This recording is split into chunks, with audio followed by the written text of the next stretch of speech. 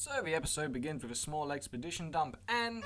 Ever since Starlight messed with it to go back in time and try to change history. Wow, the writers love that joke so much it transcends the universe.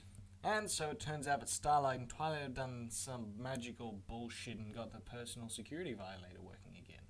And it says after a bit of Pinky being Pinky that Pinky and Rarity are going to Canterlot.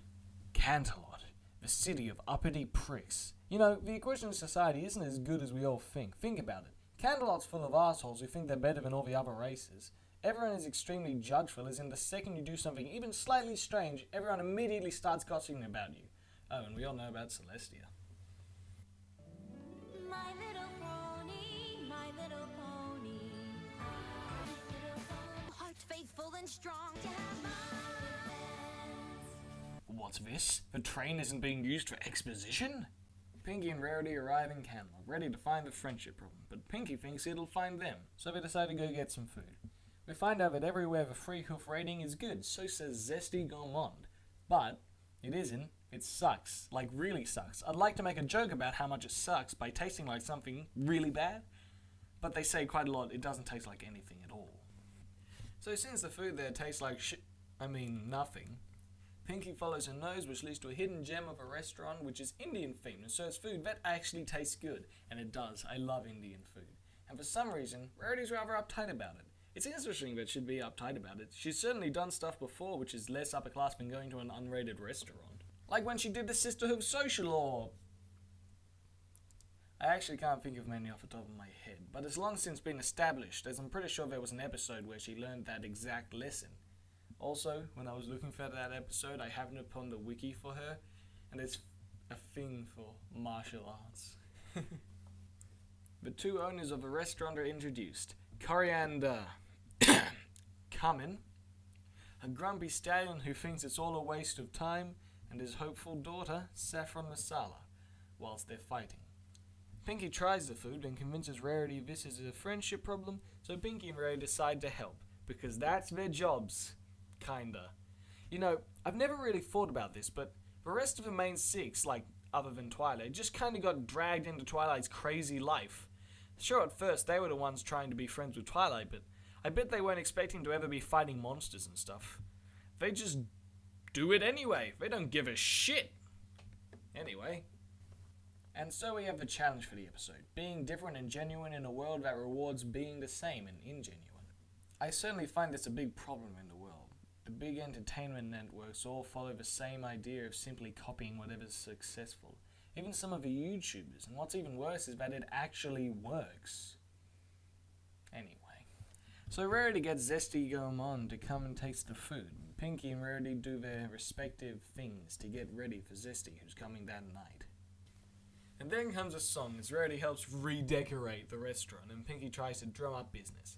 I dig this song. Not only is the imagery and meaning great as usual and the lyrics good enough, but I love the music. It wasn't that generic because it was a mixture of MLP's usual musical style with an Indian theme. I love when they do stuff like that. Although reusing the same footage, is that the right word? You know what I mean. Yeah, reusing the same footage, not the best idea.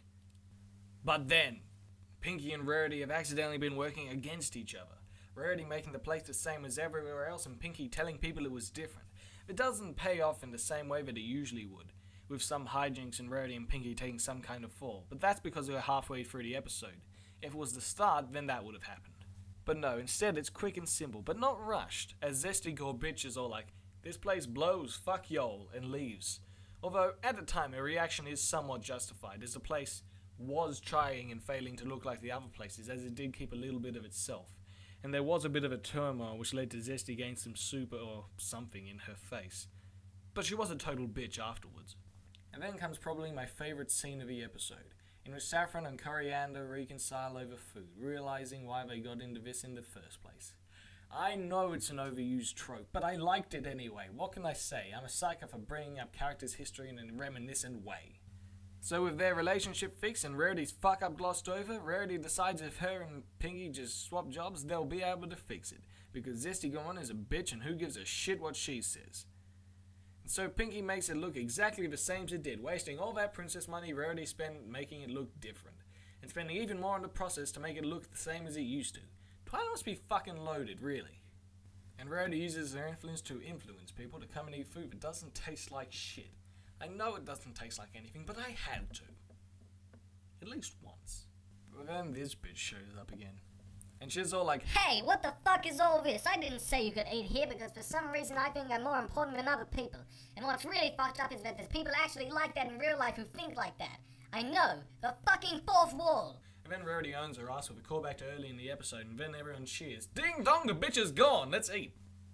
This is a great episode, because other than that one problem in the musical scene, I can't see a single problem with it. I like that instead of pointing out Rarity's fuck up, they just instead allowed her to provide the solution without having to learn a lesson first.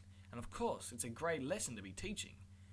And I'm also happy that Zesty didn't just immediately change, because some people are like that. They won't change their entire outlook on life from one moment. In fact, most people wouldn't.